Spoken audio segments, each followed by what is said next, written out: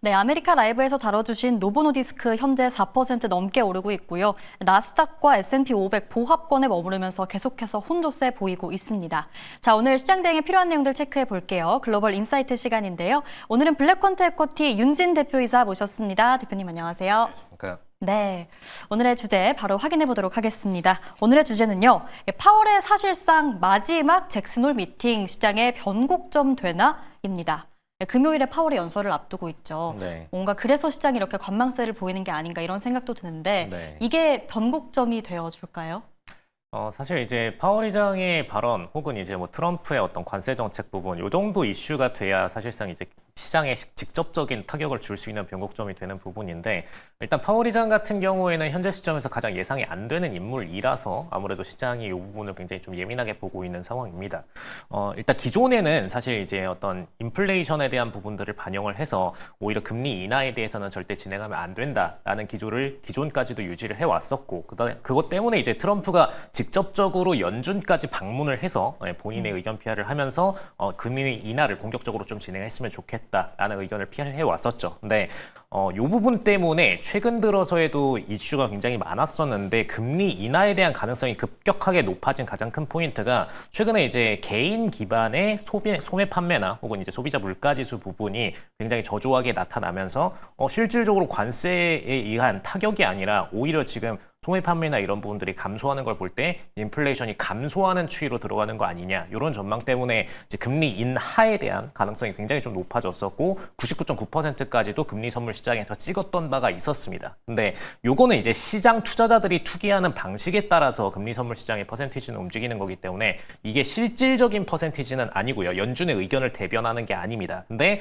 연준 의장 같은 경우는 직접적으로 이 부분에 대해서 아직까지는 언급을 한 적이 없었는데 사실 이제 최근에 이제 저번 주 지표 발표상으로 볼 때는 또 공급자 사이드의 물가지수 부분은 굉장히 좀 빠른 속도로 오히려 올라가는 모습을 보이기 시작을 했거든요. 그래서 이 부분 때문에 오히려 지금 공급단과 개인단의 사이에서 굉장히 좀 인플레이션의 차이가 크게 발생하고 있고 이제 파월 의장 같은 경우에는 사실 기업 경제에 대한 관심도가 더 높은 부분이기 때문에 개인의 어떤 인플레이션이 감소하더라도 오히려 기업들의 공급 단가가 올라가는 면을 고려해서 오히려 금리 인하에 대해서 동결할 가능성도 있다라는 점 때문에 최근 들어서 좀 변동성이 크게 발생하고 있다 이렇게 좀 보시면 될 것 같습니다. 그래서 금리 선물 시장 베팅상으로 볼 때 저번 주까지만 해도 같은 시간에 99%를 찍었던 금리 선물 시장에서 지금 85% 수준까지 굉장히 좀 빠른 속도로 낙폭을 보였었기 때문에 이런 부분들이 지금 이번에 잭슨홀 미팅 통해서 조금 더 확실해지고 그게 금리 인하 퍼센티지로 반영이 되고 증시도 크게 변동할 수 있다. 이렇게 좀 보시면 될 것 같습니다.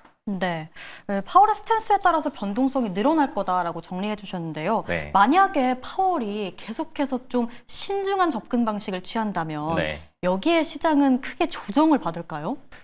사실 파월 의장 같은 경우에는 기존에도 금리 인하에 대해서는 동결 스탠스를 유지를 해왔었기 때문에 네. 아직까지 지표 발표가 제대로 다 마무리가 되지 않은 상황에서 마찬가지로 금리 동결 혹은 인하를 하더라도 굉장히 고려한 신중한 접근을 진행하겠다 이렇게 좀 언급할 가능성이 높고요.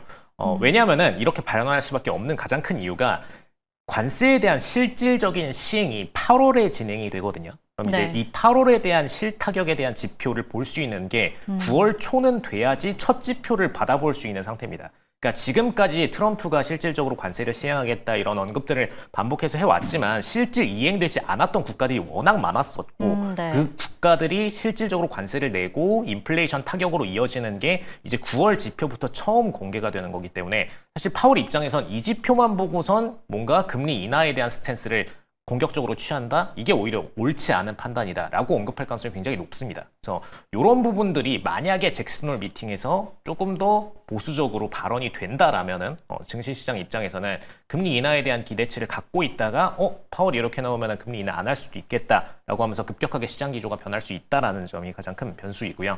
그리고 시장 투자자들이 만약에 파월 의장의 스탠스를 굉장히 잘 이해하고선 금리 인하 못할 사람이다. 저분은 동결할 뿐이다. 라고 이해를 하고 있다면 괜찮은데 지금 대부분의 베팅이 금리 인하를 할 거다 쪽으로 베팅을 이미 해놓은 상태이기 때문에 굉장히 이게 큰 변수가 될 것이고 증시 입장에서는 최근에 너무나 하이 랠리를 달리고 있었죠. 지금 다 대부분 신고가를 가 있고 그다음에 빅테크 중심으로도 워낙 강세가 심했었기 때문에 이런 부분에 대한 우려감이 이런 잭슨홀 미팅을 통해 가지고 좀 빠르게 매도 물량으로 나올 수 있다는 점이 좀 가장 큰 변수입니다. 네. 파월은 다가올 지표를 조금 더 보면서 선택권을 어쨌든 본인이 갖고 있기 위해서 네. 신중한 접근을 보이긴 할 거지만 이게 좀 유화적으로 가냐 보수적으로 가냐에 따라서 네. 시장이 반응이 엇갈릴 거다 짚어주셨는데요. 네. 근데 사실 이미 시장은 9월에 전폭적인 인하를 할 거다 네. 이런 걸 좀 가격에 반영을 하고 있는 것 같아요.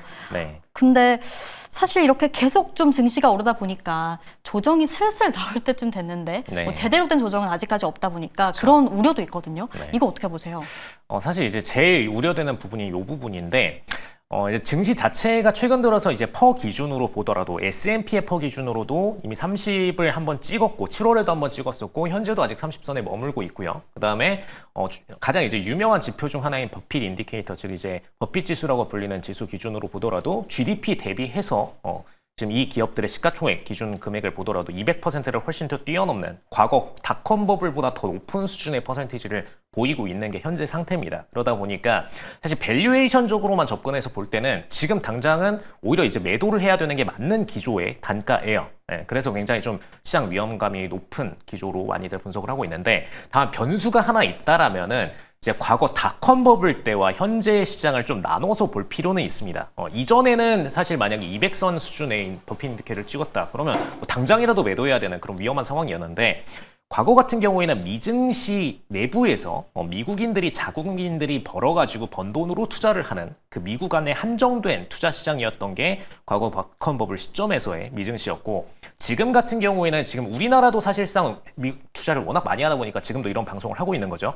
각국에서 전부 다 미국 증시에다가 공격적인 투자를 진행을 해왔고, 그게 2018년도 이후부터의 굉장히 하이 랠리를 만들어 왔던 핵심이었기 때문에 이런 부분들이 글로벌 자산이 쌓인다라는 점을 감안했을 때는 이전보다는 조금 더 박스권을 상향해야 되는 것은 맞다라고 좀 보시면 될 것 같고요. 다만 그 부분을 고려를 하더라도 절대 지금 기업 가치 대비해서 하이밸류인 것은 분명히 맞다라는 기조이기 때문에 현재 시점에서 사실 저희 같은 경우에는 저희도 이제 운용을 하다 보니까 이런 자산 운용 금액을 공격적인 빅테크 중심으로 이제 2분기에서 3분기 초까지는 운용을 해왔다가 이번 분기 들어서는 좀 배당주나 혹은 이제 배당주 이외의 채권 분야 혹은 골드 같은 분야들로 조금씩 자산을 이동을 하고 있는 상태로 보시면 될 것 같습니다. 네. 그럼 시장을 주도하는 섹터도 바뀌게 되는 건가요?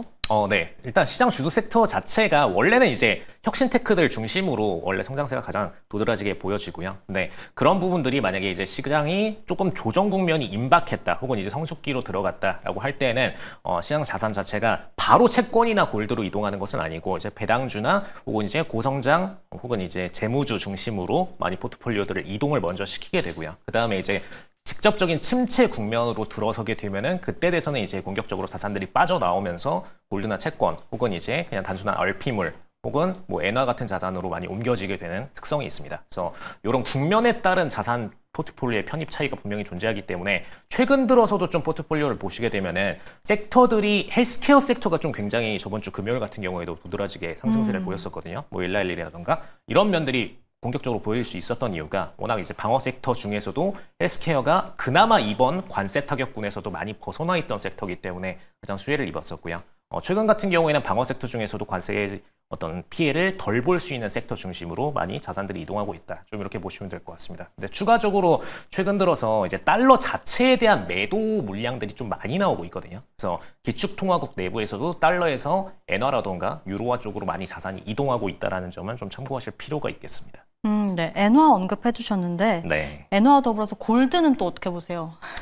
골드 같은 경우에는 사실 올 초에 상반기에 너무 많이 올랐어요. 너무 많이 올라가지고 지금 3분기 때는 자산운용사들도 공격적으로 편입을 하지는 못하고 있거든요. 근데 공격적으로 편입을 못하더라도 어쨌든 이제 장기적으로는 또 추가적인 상승 모멘텀을 현재 네. 시점에서는 운용사들도 보고 있기 때문에 뭐 JP모건뿐만 아니라 모건스탠리도 마찬가지로 골드에 대해서는 전망 자체는 올 하반기까지는 뭐 한 5% 내외 정도의 상승률. 그래서 평균 단가로는 이제 3,675 정도를 평균 단가로 보고 있는 상태이고, 내년도 넘어갔을 때는 다시 이제 금년도 저장을 실질적으로 추세를 보이지 못했던 부분들을 내년도 상반기에 조금 더 뽑아낼 것이다 라고 보고 있어서 한 4,000선 정도를 전망하고 있는 상태입니다. 그래서 사실 골드 같은 경우에는 만약에 이제 올해 같은 어떤 조정장이 만약에 추후 발생하게 된다면 그때 시점에 좀 편입해 놓으셨다가 내년도 상반기 정도에 매도하는 전략으로 가셔도 나름 이제 증시의 어떤 폭락 위험을 대비하는 차원에서 이제 좀 효율적인 대안이 될 수가 있겠다.